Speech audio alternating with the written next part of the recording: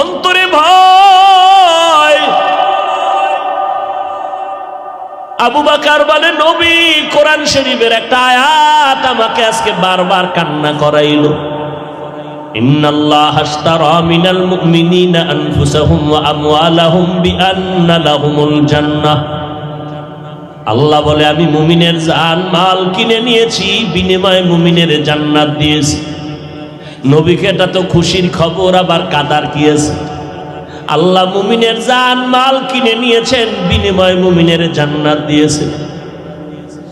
আবু বকর বলে, নবী কান্নার কারণ, আমি একটা কাপড়ের দোকান দেই, আমি ব্যবসা করি, কাপড়ের ব্যবসা। আজকে সকালবেলা একজন আম্মা জান আসছেন আমার দোকানে, বহুদিন আগে একটা কাপড় নিয়েছিলেন, আজকে ফেরত দিয়ে চলে গেলেন, টাকা নিয়ে গেলেন।